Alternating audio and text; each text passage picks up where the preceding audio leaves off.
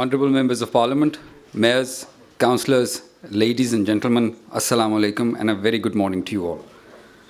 I welcome you all to the first ever Councillors Convention organised by the High Commission for Pakistan. To formally commence proceedings, I would invite Mr. Mahmood Ahmed to recite verses from the Holy Quran. أعوذ بالله من الشيطان الرجيم بسم الله الرحمن الرحيم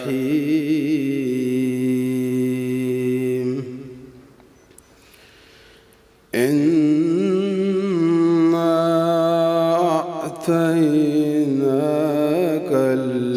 الكوثر فصل لربك وانحر إن شانئك هو الأبتر صدق الله العظيم.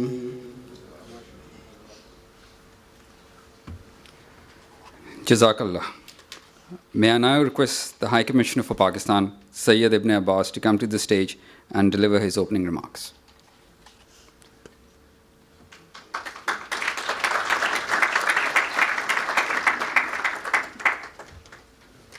Bismillah ar-Rahman ar-Rahim. Assalamu alaikum and very good morning to all of you. It's my honor and pleasure to welcome you all this morning to this first ever Councillors Convention of the British Pakistani Councillors in the UK. But before I say a few words, I would like to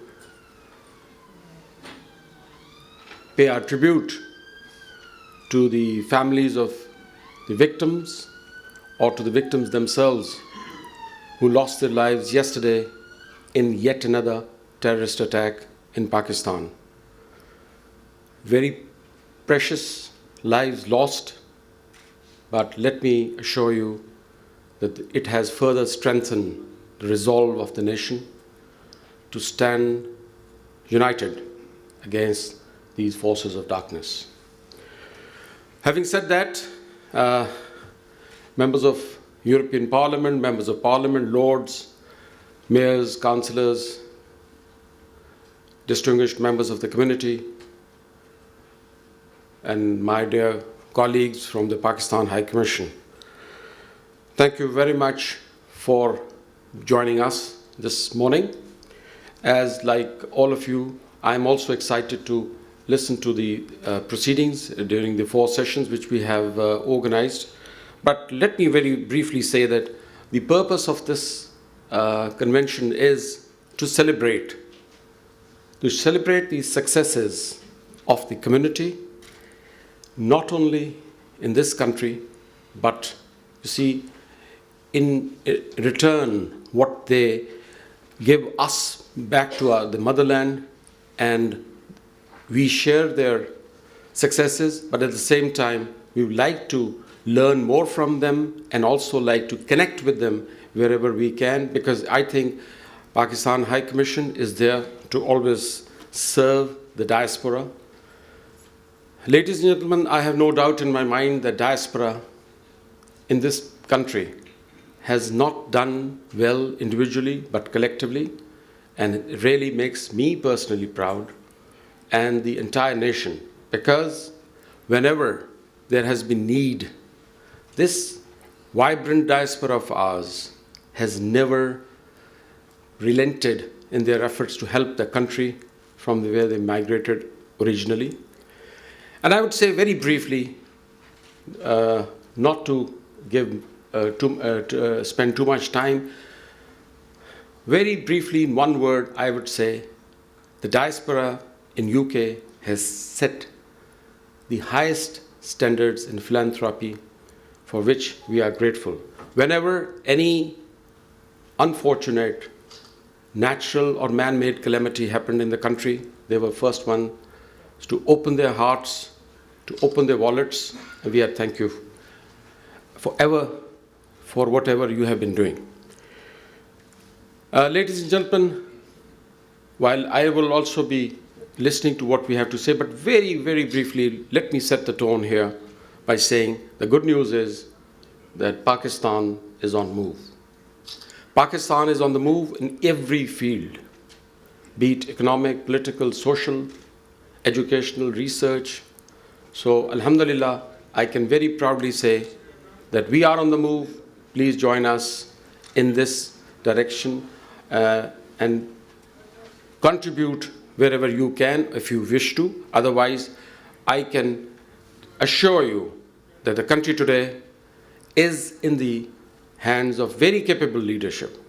And inshallah, we are making the difference.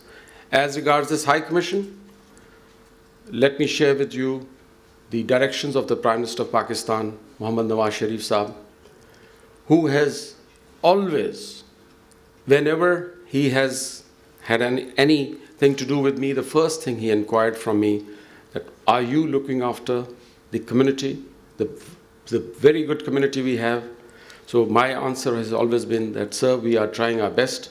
We are trying to gear up. We are trying to deliver as much as we could. But as you know, there's room for improvement, and we are working on that. I don't want to, give all the, information or details which most of you are aware, but I'm happy to share while we are having interaction during the tea breaks or the lunch or whatever. But without further ado, I would say that I'm grateful for all of you turning up here this morning. And last thing which I would share before I beg your leave is that please remain united for all the national causes. Otherwise, continue whatever you are doing. You are doing great, but please remain united, show unity whenever the nation needs you. And lastly, be the good citizen, law-abiding citizen of the beautiful country which you have adopted. With this, I thank you for your patient hearing, and as I said, like all of you, I'm also looking forward to the various sessions we have planned. Thank you very much, ladies and gentlemen. Assalamu alaikum. Thank you everyone for being here. My name is Homa Yusuf. I used to be a journalist based in Karachi with the Dawn newspaper. I'm still a columnist with that paper, but now based here in London as the Pakistan analyst at Control Risk, a political risk consulting firm. I'll leap right in. So the question of the morning is active participation in social and political spheres. This past election made international headlines, certainly headlines within Pakistan, with a record of 10 MPs of Pakistani origin entering government. It's an exciting time in terms of political participation, certainly for this community. So I'm going to start by putting Rahman Chishti, who's an MP on a Conservative seat for Gillingham and Rainham, on the spot by asking what's driving this increased political participation. Well, first of all, can I say Assalamu alaikum, Bismillah ar-Rahman ar-Rahim. Delighted to be here. High Commissioner, thank you so very much for organising another brilliant event on community engagement. In relation to your question, what's driving the increase in numbers of members of parliament coming from the Pakistani diaspora? And I think the answer is pretty simple, actually, is members of parliament come from being councillors, being active in the community, and therefore when you have such a large number of people who are engaged in the process, and we look at the numbers of councillors that are here from around the country, then I think as a base for moving forward into being a member of parliament, I think the ground is set very clearly. I was a councillor, I was in the local authority, I was a cabinet member, I see Sabia as a cabinet member in her own local authority. I'll turn to Councillor Mohammad Azhar Butt now, who is the leader of the Council for Brent, elected in 2012 and then re-elected in 2014. Certainly there is excellent representation by the British nationals of Pakistani origin at all levels of government, as Rahman has just said. Can you talk to me about that local government level and what sorts of issues are mobilizing the participation? What are the local issues that matter to people that encourage them to actually step up and get involved in the way described? Okay, Assalamu alaikum. Just want to say thank you for everyone for inviting us here today as well. And I think, Pakistanis have been in this country since the 1950s, and the early 1960s.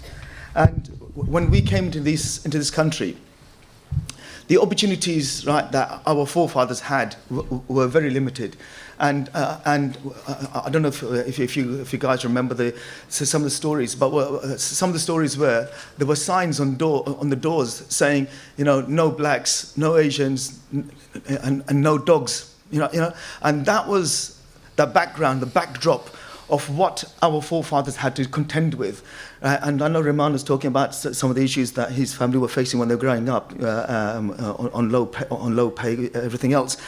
And these are the issues, right? It is about education, it's about housing, it's about equality, it's about the opportunities, right? And how we take those opportunities. And for example, in Brent, we have a population which is 65% BME, right? So you can see we have a very high population of from all different countries.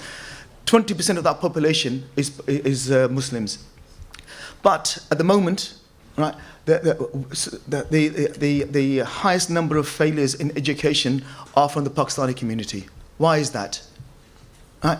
Why? Because I tell you why. Because we don't engage, we don't interact, we don't move ahead, and the barriers are the perceptions of Pakistanis taking advantage of certain things and benefits and all these kind of things. These are the kind of things that we need to address. We must talk about these issues. Events like this actually are a first. Certainly I've been in politics for a few years now, and this is the first time anything like this happened. And when I asked some of my learned colleagues, they'd never heard of such a thing. And I think it goes back to the earlier point, we don't sing our praises enough. Yes, we network amongst ourselves, and I think it's actually quite proportional to what's happening nationally. If you look at where our populations are of Pakistanis, and again, I did a lot of research about this, over the last few days, and there's lots of pockets of ours. Again, we're being ostracized by political leaders more recently about not integrating, and actually it's not because we're not integrating, because actually if you look at our communities, the essence of it is about trust.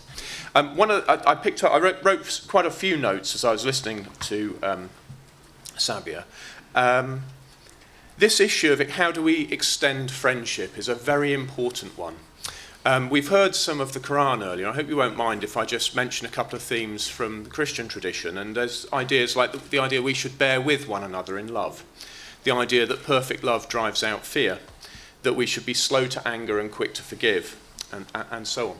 One of the problems we've got in white British culture is a problem that, if I may say so, British Asians do not suffer, I think, and that is a lack of what's called social capital, and that is the richness and depth of our relationships. Now, we could spend a long time talking about social capital, I have done in the past, but the essence of it is that many families and individuals have ended up too disconnected from those around them. That is the problem in a nutshell. And I think it's much more prevalent amongst the white British community than it is amongst British Asians. Diaspora communities actually play an active role in the social and political life of host countries and countries of origin, which ensures their engagement in decision-making process of economic, social and cultural development. Pakistani community especially living in Britain is a good example of such a diaspora, which is actively involved in the political integration and democracy of Britain. I came back just from Greece, and I was teaching a summer school there in the old ancient city of Corinth, near the Apollo's temple. And then I went to Thessaloniki, a historic city where Mustafa Kemal Atatürk was born. But before that, I was in Central Asia, in Bukhara and Samarkand. And in Bukhara, I was thinking about, all these issues, what has gone wrong in the Muslim world. I mean, of course, there are lots of positive stories, individual and collective, but what has been happening to the Muslims in the last 400-500 years, these are the issues that I raised. And I was sitting in the madrasa where at one stage Avicenna taught.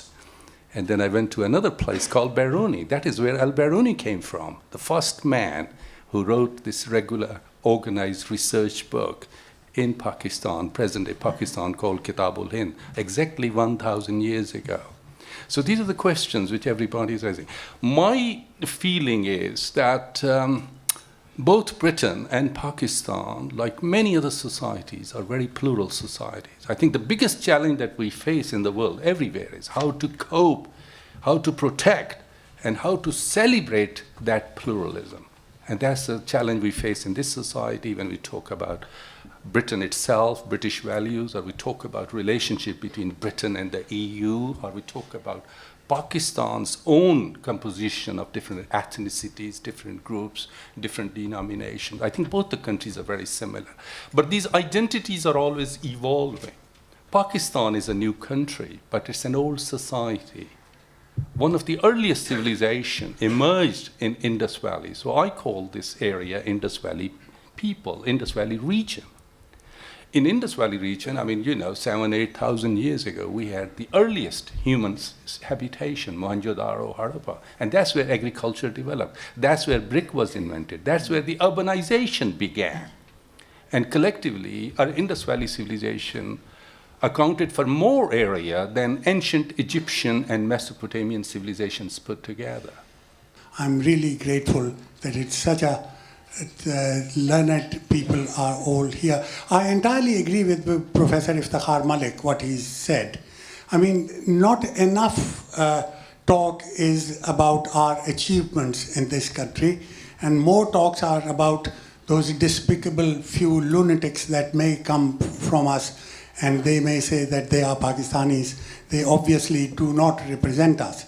As it happens, today is the 19th of September.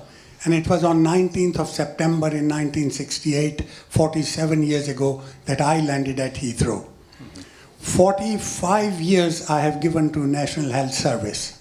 You know how much it costs to train a local doctor? Here is 350,000 pounds. I saved that to the exchequer here in this country and served for 45 years, day in and day out. No one talks about that. Why is it? We are working in a project in Brent where we've realized that the underachieving students in schools, the source is the parents. The parents are not literate. They have ESOL, they have not been provided ESOL courses. And when we are providing ESOL courses to them. But my question here is, the council, they tell us that the benefits that they are on, they've maxed out on their benefits, and they're not able to get free ESOL courses. And so they come to the school where we're providing that. So how are we addressing it? And this is just one school in Brent. And I believe this is a concern in Southwark, in Westminster, with a number of our community. You're absolutely right. It is the parents. I'll give you another quick example as well. We've got two academies, a boys' academy and a girls' academy, which are merging because they were failing, and we want to merge those two together to have a mixed school, because then we've got the economies of scale and we can make things better. And I had one of the parents actually come to me, right, a Muslim parent, right, and I was quite shocked. And he said he chose to send his child to that failing school. Right, and it was his daughter, right, and as a Muslim, he said, right, he felt it was his duty, right, to send his daughter to a separate school, right, to keep her separate, right, and it's not just about the education, it's about how we as a community actually, right, face those attitudes and tackle those backward actually reasonings, right? Because Islam does not say, right, your daughter should be taught any differently to your son, right? And it's about making sure that all of us realize that our daughters are just as equal, right, as our sons, and making sure we do that. When it comes to ESOL classes, yes, you're right. That a lot of people are being impacted by the benefit caps, and what do they do? The councils are also facing 24 to 30% reductions in the adult classes as well, right? So the colleges haven't got the opportunities now to provide those. But what we are doing, I'm glad that you're working in Brent, but there are other organisations, other institutions in Brent, right, that are coming forward and stepping up to the mark. We also have places like the Pakistan Community Centre, right, that are working with the council and adult classes as well. I would like to once again thank the High Commission for organising this, and certainly could you all join me in thanking the panellists for an excellent discussion. Thank you.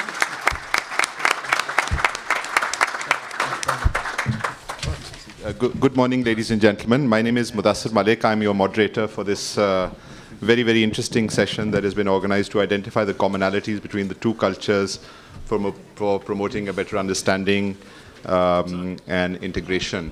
And this is a subject which is, my background is in business and entrepreneurship, and I'm originally from Pakistan, born in Lahore, grew up in London, then moved back to Pakistan, and now back here again. So this is certainly a topic which I have personally have a lot of passion for, and I would be really delighted to hear the views of some of our leadership panel that have been gathered here today. So I think the topic is pretty clear. Seb, why don't you kick it off? Thank you. Thank you very much. And your warning that it's us that stand between you and your lunch is well heeded. So I shall keep my comments brief. Thank you very much for inviting me to take part in this discussion. I'm very grateful to the Pakistani High Commission for organising this event today. I was elected in May of last year, and so I've been in the European Parliament now for just over a year.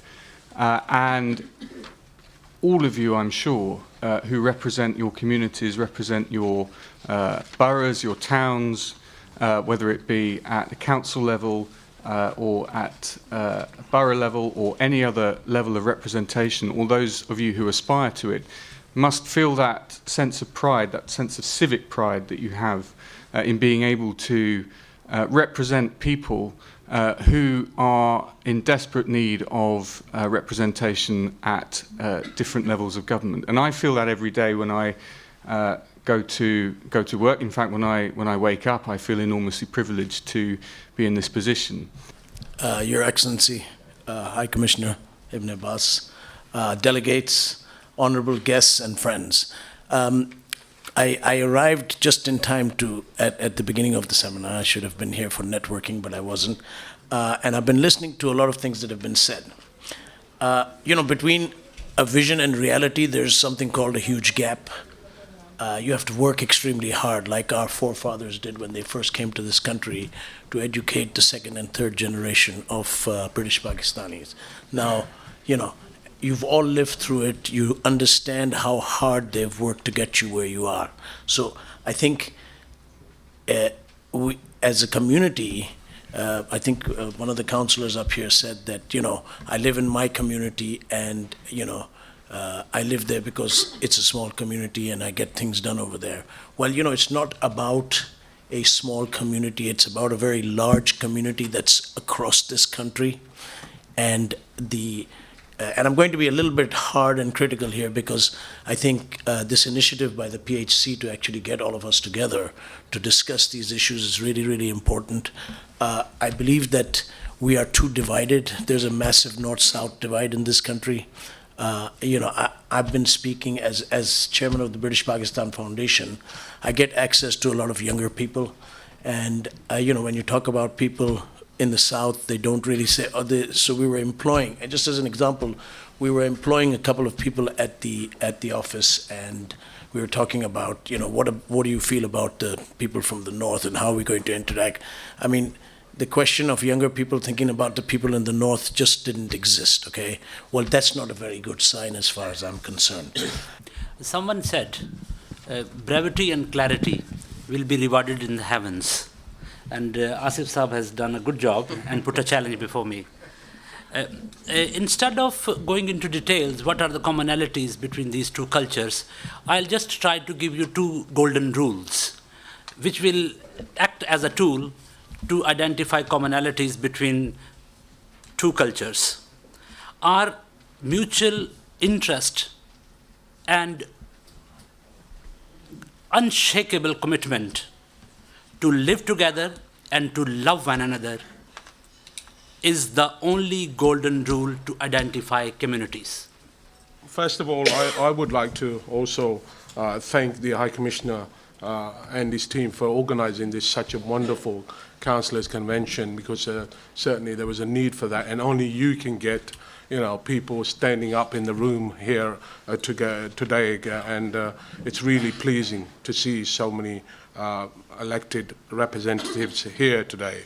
And certainly talking about the commonalities and all that, we certainly as representatives, civic ambassadors, elected people, represent our communities and feel really proud to be part of the British society with whom we share many of our core values, such as respect for humanity, tolerance, peace, love, everyday family values, and we certainly serve all the communities irrespective of their colour, creed, religion, sexuality, disability, ethnicity, and we really should be, the British Pakistani heritage are really blessed with many abilities, including strong moral values that we share with British society.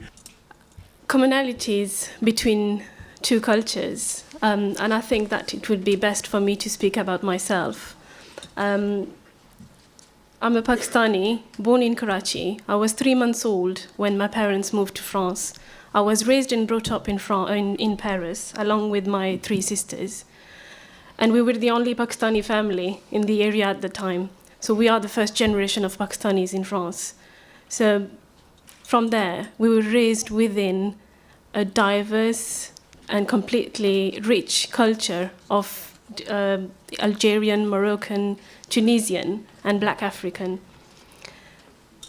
Up to a certain age, when I got moral understanding, I think that's the first time I've asked myself, who am I? And it's the understanding of different culture. I then moved in the UK 10 years ago, and then it was another culture shock with a vibrant Asian community, which I'm very proud of. And then again, I asked myself, who am I? I had that quest, and I had to integrate myself here amongst my own community, amongst also the white British community, but also understanding all the other cultures from different backgrounds. Today, I'm here, I'm the deputy leader of Barking and Dagenham. I'm a councillor, I'm also a community activist. But, thank you. I feel that I'm very lucky. I'm very lucky because I have lived in different places with different backgrounds. That opened my mind, that opened my understanding furthermore. And I think this is really, really important. Was it difficult? No, it wasn't. Why it wasn't for me? Because I think the foundations were right. And what are the foundations, you might ask? It's the respect.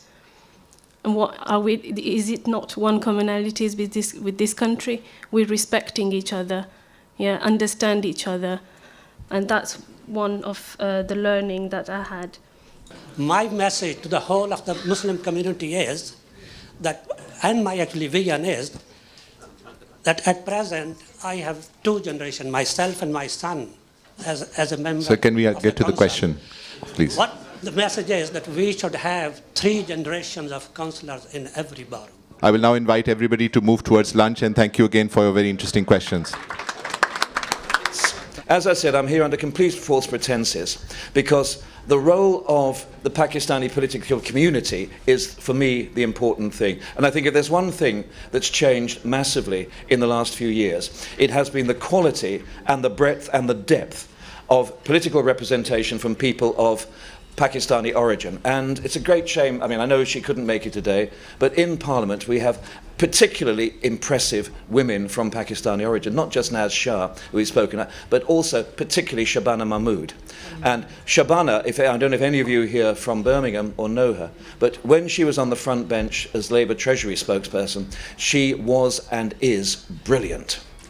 And I have to say, anyone who had any doubt, even for a second, that there was something quiet, shy, retiring, modest about Pakistani women, look at the panel here and look at Shabana Mahmood, because she, up against George Osborne, well, I never ever thought, and I apologise for any Conservatives here, I never thought I'd feel sorry for George Osborne. But when you see Shabana Mahmood, and I should have also mentioned my very, very good friend and one of the most distinguished Muslim mayors of our borough, that's Mohammed Aslam. Aslam, stand up just for a moment. But look, let me just say for a second why it's, from my perspective, it is so important to have people from Pakistani origin in the town hall, running the town hall, in Parliament, in the cabinet, and, inshallah, one day, actually running the country. To be part of this august gathering to speak on my limited personal achievements is indeed an unexpected honour. In my opinion, there is a modicum of success attached to each and every woman. The success can be personal or professional, or even both. In the words of George Tilton, success is never final and failure is never fatal. It is the courage that counts. When I acquiesced to contribute today, I thought, I'm proud to be an individual that utters Pakistan Zindabad in the same breath as I say, long live the Queen. This should be a simple task. But Mr. Anjum Sohail, First Secretary of Pakistan High Commission, was absolutely correct to identify and gather data on influential potential role model Pakistani British women is not as straightforward as one would hope.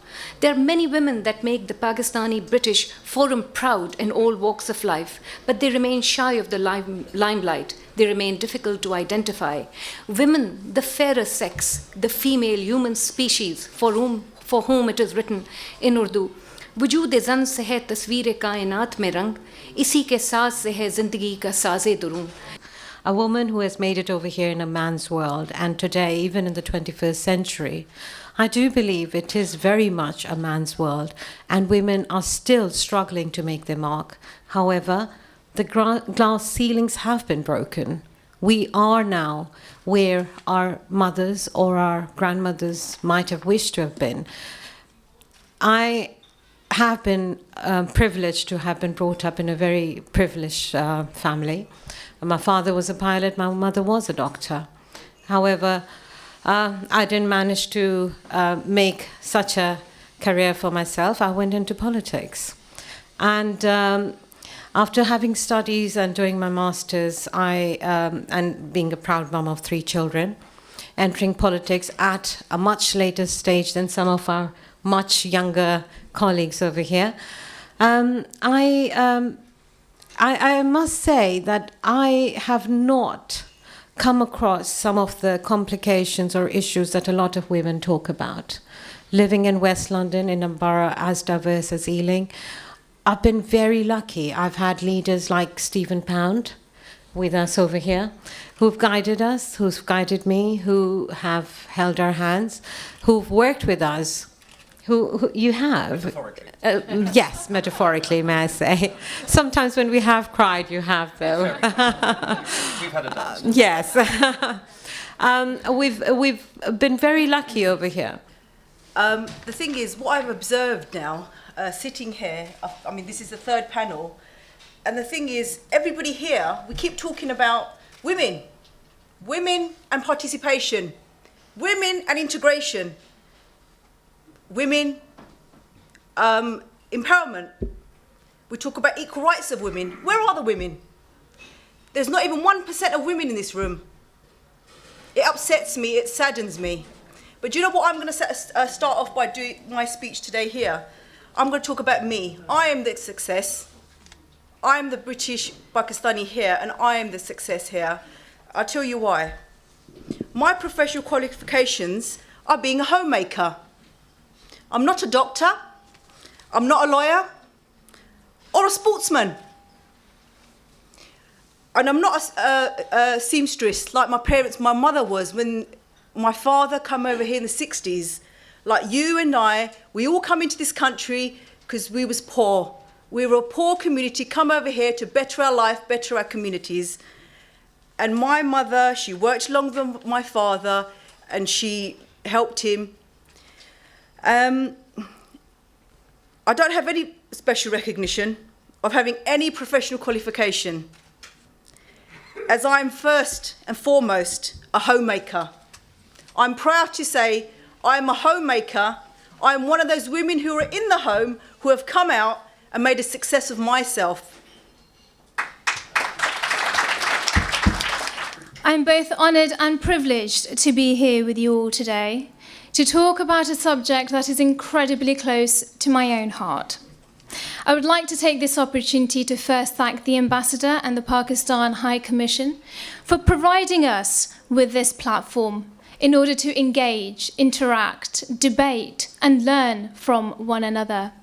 For verily, these are the vehicles that we must utilise in order to understand and benefit from each other's experiences.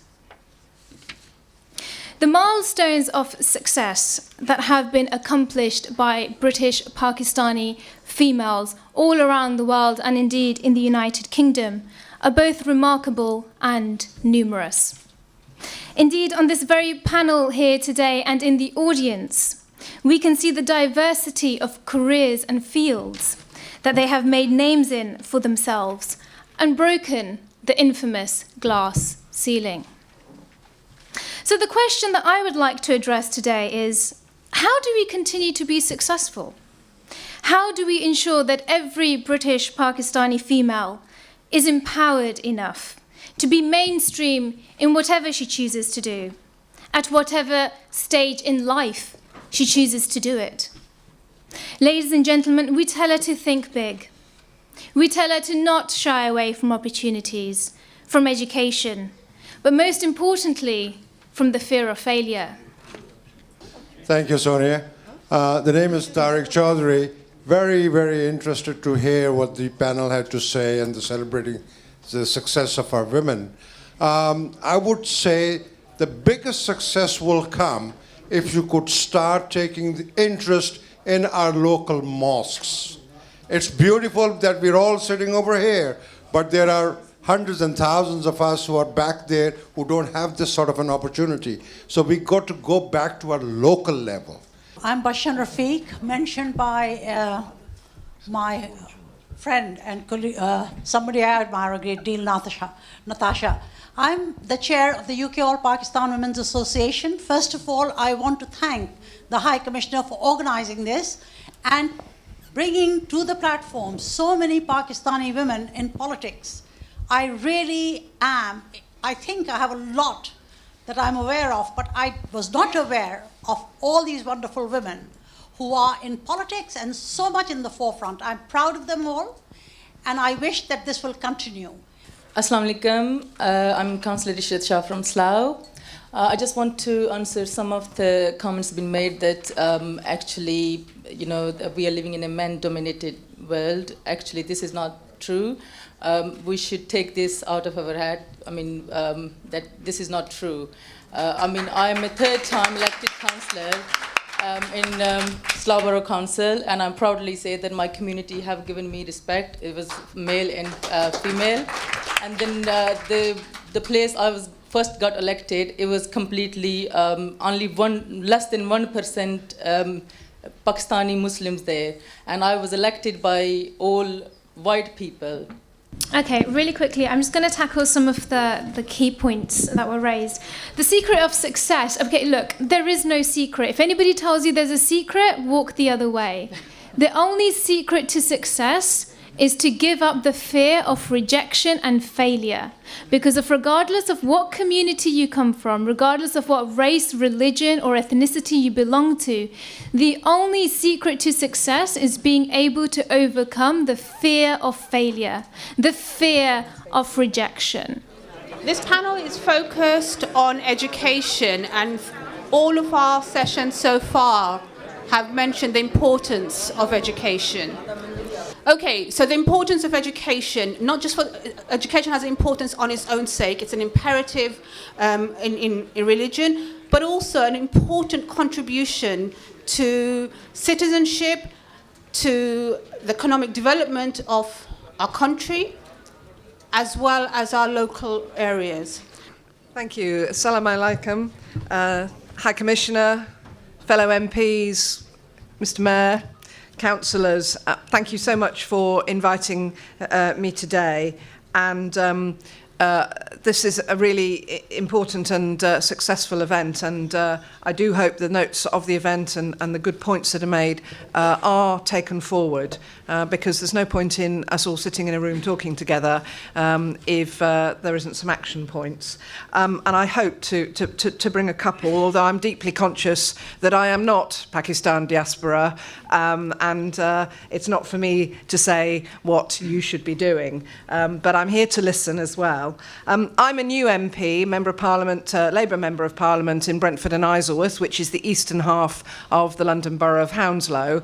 As was said, I was a councillor in Hounslow for 25 years, a lead councillor for most of that time. And although this is the subject of the previous session, I am so pleased that there are Pakistan diaspora women on Hounslow Council now. Danish, Shaida, Samia are here, and Hina as well.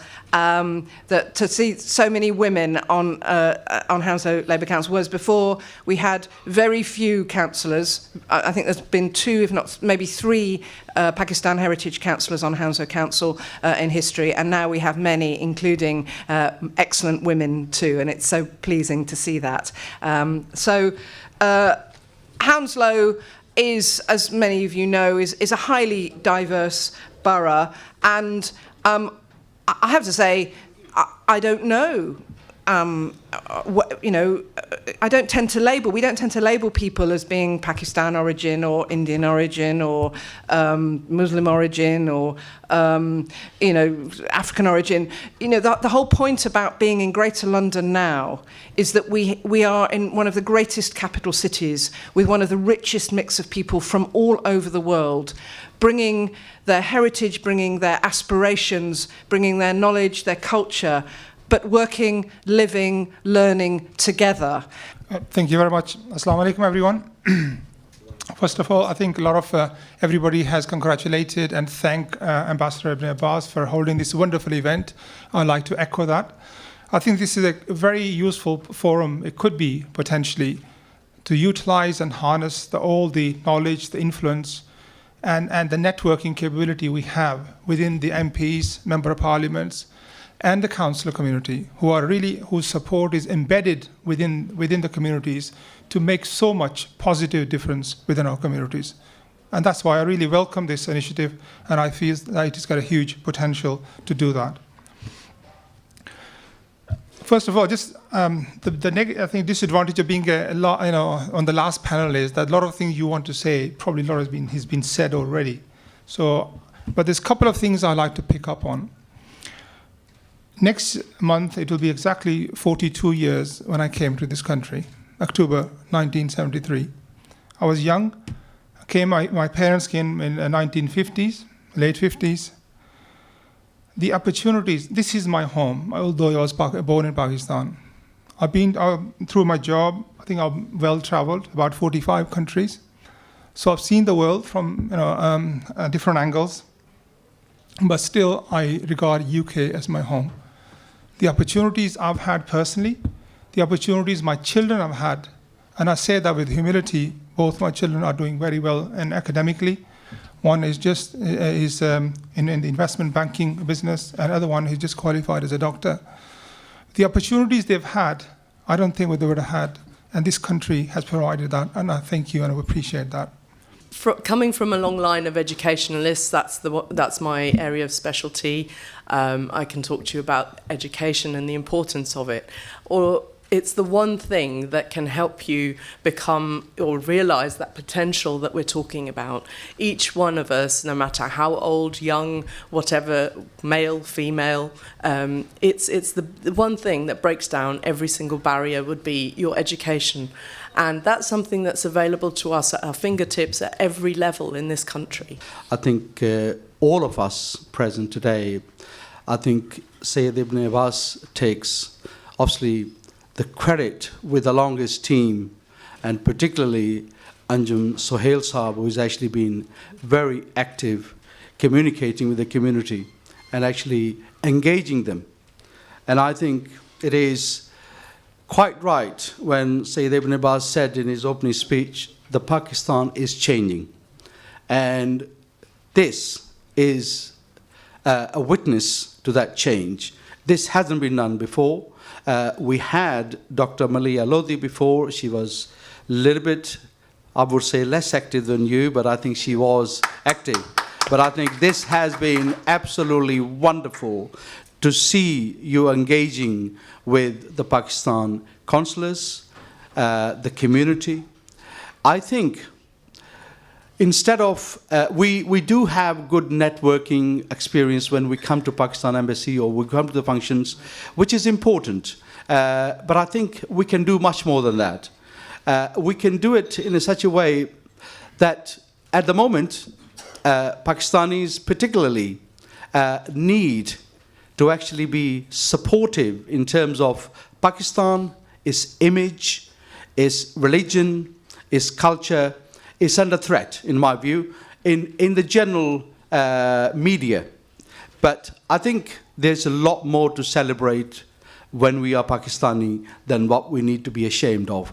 And let me just say this, I, for one, very proud to be a Pakistani, and I'm very proud to be British, and very proud of my culture and the Britain, the country I live in. Ladies and gentlemen, Assalamu alaikum and good evening.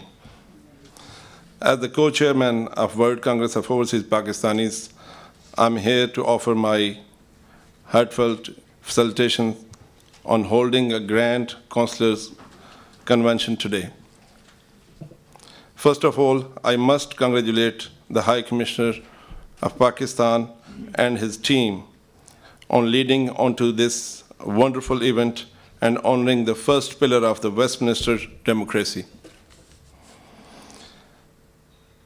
Today, the honorable representatives from more than 90 constituencies from the United Kingdom establish the outreach and proofs of the British Pakistani community in the UK. I could see many of them rising to the position of MPs and Lords, and thus further bringing glory to Pakistani community in Pakistan. With 1.3 million strong British Pakistani diaspora in the UK, which boosts its significance through securing 10-member parliament, 3-member in European Parliament, 5 peers in the House of Lords, 2 in Scottish Parliament, 1 in Welsh Parliament, dozens of mayors, and hundreds of councillors. The British Pakistanis are a force to be reckoned with as the second largest diaspora in the UK. I congratulate you all from the diaspora for Sadiq Khan MPs. Rise as a hot favorite candidate of the next mayor of London position, which is kind of second hottest job after the Prime Minister of United Kingdom. While I'm speaking to you, not as a party, as a journal, we are here in, as a Pakistani, so I think it's pride for us, you know. In the terms of transforming potential of diaspora into strength through education and entrepreneurship, active participation in social and political spectrum is essential. We do need to celebrate success stories of British Pakistanis. I just want to share with you the World Congress of Overseas Pakistanis are going to first ever doing a program on 29th of October, Women Achievers Congress, and our chief guest will be Honorable Theresa May, Home Secretary. UK is a great country. It's a country of potential. 310,000 ethnic minority SMEs are in UK from minorities. And our contribution to this economy is 23 billion. And I'm glad to share with you World Congress Overseas Pakistanis' first ever survey from YouGov, and that report is still valid. We are, in entrepreneurship, we have a double score from the British white community. They are 12.5%, we are nearly 25%. Our people are entrepreneurial. I think there are a lot of opportunities if we are united together and to work betterness of this country. And when we are doing a good work, betterness of this country, it will automatically help to our country of origin. With these words, thank you very much for your time and everything. God bless you all. To conclude, I request the High Commissioner for Pakistan, Syed Ibn Abbas, to come to the stage and present his closing remarks.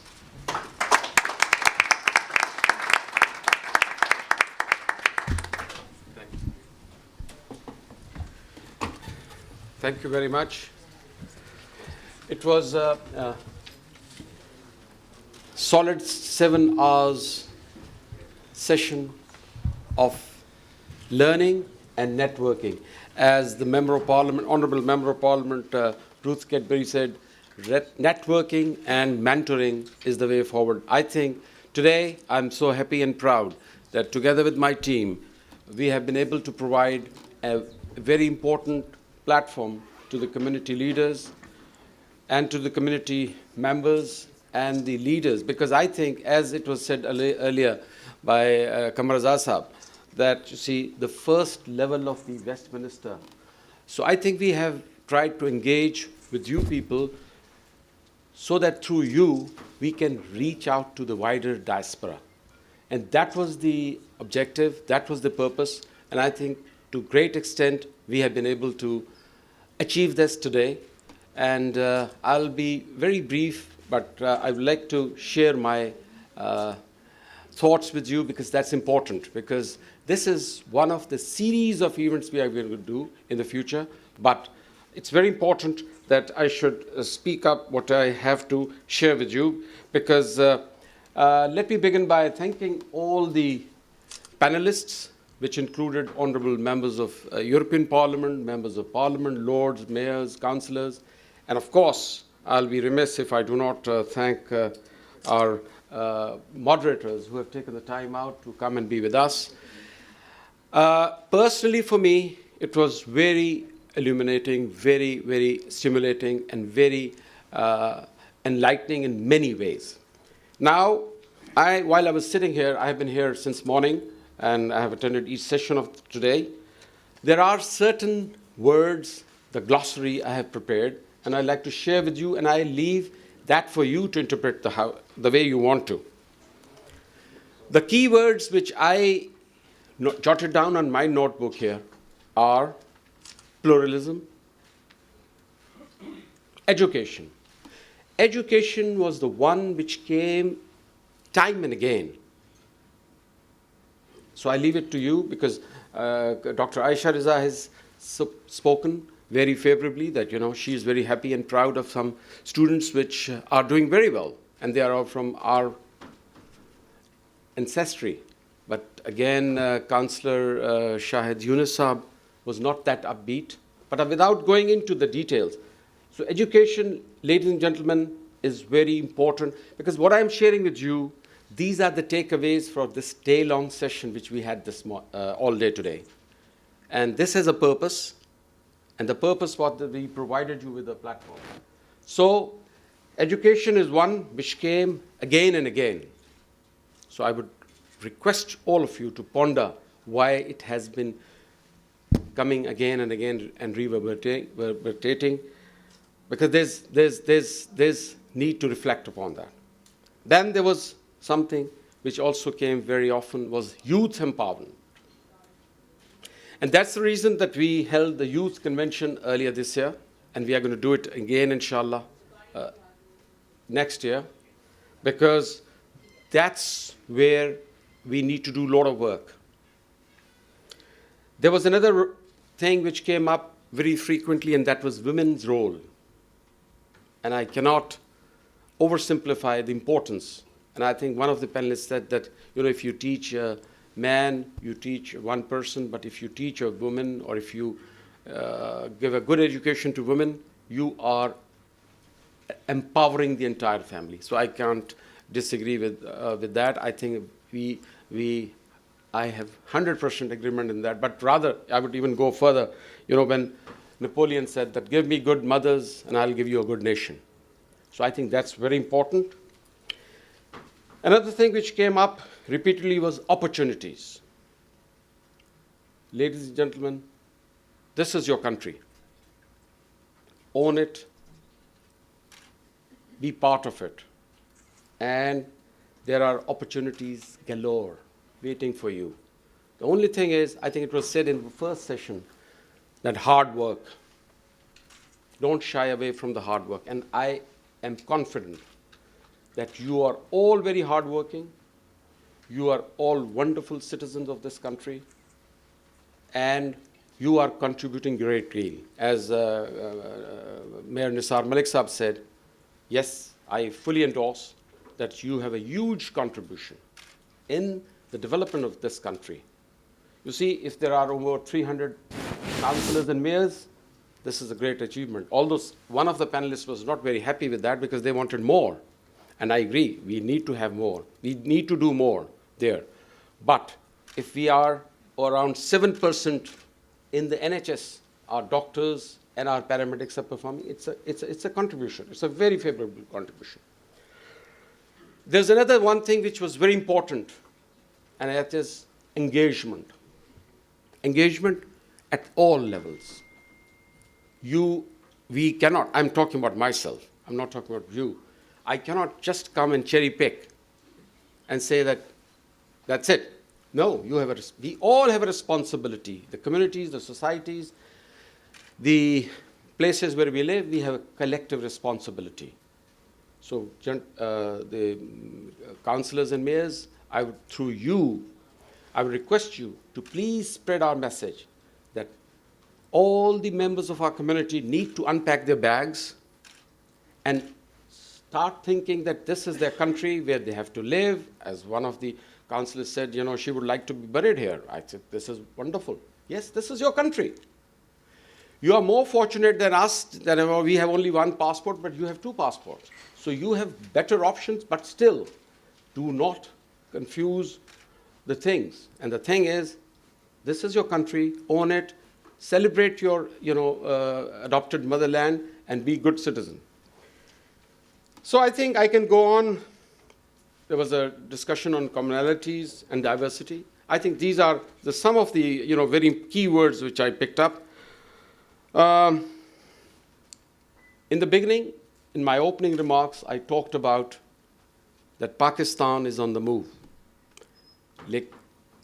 But after attending this session of 6-7 hours, I am very happy, and I want to share with you that the community, the diaspora is on move. I think you people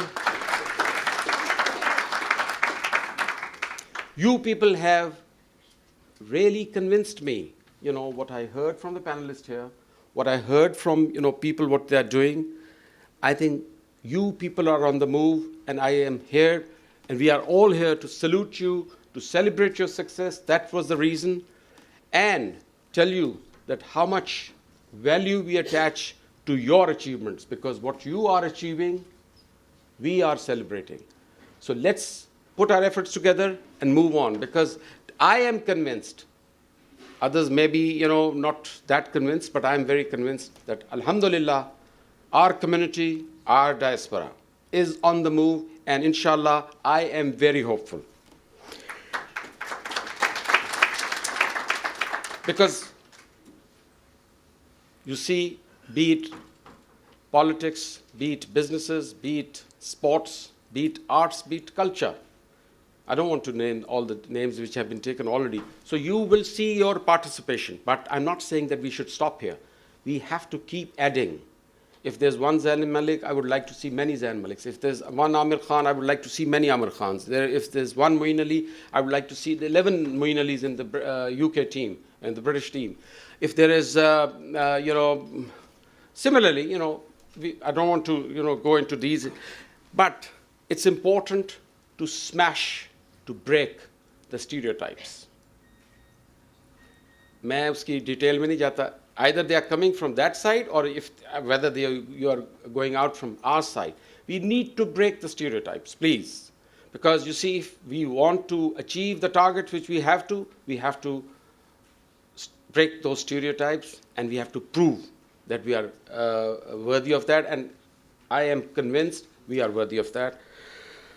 Ladies and gentlemen, I think these were my important points which I wanted to share with you, and I wanted to say that I have complete satisfaction after organizing this convention, and we will not stop here. That's my promise to you, because as we talk, the consulate in Manchester today is organizing a very important Pakistan Day parade. Again, the theme is to project Pakistan's culture, the soft image, our achievements, the diaspora's successes. So since I was here all day, I couldn't be there, but I am sure you will get to read or you will get to know about it. That was again a very important, very successful event, I'm sure, inshallah. So the parades will go on, these conventions will go on. We will, walk with you shoulder to shoulder. And I am happy to announce here that, after hearing that what has gone on this day-long event, next, inshallah, similar Councillors Convention we will be holding in Birmingham before the end of this year. Is that right? Inshallah. So that will be one, we would like to move it to the Midlands. The other thing is, we will be doing a business, because I was told by one of the gentlemen here in the, we have to break the glass ceiling, we have to include others. So we will be doing a business forum here in London, which would be again to celebrate the successes and the businesses we have. After all, I would like to celebrate, I would like to narrate the success story of Sir Anwar Parvez. He is one of yours. So we would like to keep doing these things. Another major event which we are planning will be again a major business forum or event in Glasgow, but that will be next summer, because given the time frame which we want to do at a bigger level, it will be in Glasgow. So I've never been to Scotland, but I'm told we have a very successful community there, so we would like to go and engage with them. Inshallah, we will be doing that major event in Glasgow next summer. Last but not least, I think Dr. Iftikhar, the academic who was with us from Oxford, he mentioned about, it was information for me, and I would like to also share with you that maybe some of you were not here at that time. He said after 2 years, there would be the bicentenary of Sir Syed Ahmad Khan. I would say one of the greatest in our history. So I think we would also like to add our bit of contribution in that. But 2017 is the 70th independence anniversary of Pakistan. Together with the City of London, with the Mayor of London, we are working to line up a series of events which would include cultural, which would include literary, which would include musicals, everything. So we are trying to get slots from the City of London to organize those events a year long. We cannot do it all by ourselves. We would be needing your support. We would be needing your help. I'm not talking about the help in terms of monetary help. I am asking all those who can support us, if there are artists, they should come forward. If they are, in musical, anything they can share with us which celebrates our culture, we would welcome that. And also we would like to ask all the community organizations to please come forward. And that's the time to show that, wonderful work they are doing. All the community organizations, they are doing great job. Just now we heard, there will be some event to celebrate the entrepreneur women. Wonderful, great events. Every member of our community, every organization in their own right are doing great job. But I think that will be the time to pool our resources so that we can, as they say, united we stand. So we would like to be united for that. And my message is in the beginning was that for national causes, we must unite. So this is my message which I started with, which I am concluding with. For national causes, ladies and gentlemen, let's forget about which part of the country you came from, which political leanings, what political leanings you have, what ethnicity you have. Unite for the national causes. That's all I am asking for of you. With this, before I conclude, I would like to thank all my colleagues, my team, who have been great help in organizing this. And I must name a couple of officers who were instrumental in preparing it from A to Z. Although I was involved with them, but very occasionally. But when I saw, the relevance of the panelists here to these subjects, I must say that they did a wonderful job. Let me name them, but I would expect you to please give them a round of applause. And those are Mr. Anjum Suhaila, First Secretary, and Mr. Murir Ahmed from the press section of the... Thank you very much. But it does not mean that I don't owe my thanks to my other members of the Pakistan High Commission, like Mr. Shahid there, and Janjua Sahab, and all others, Akbar. So they did a great job. I'm grateful to them for giving us this opportunity.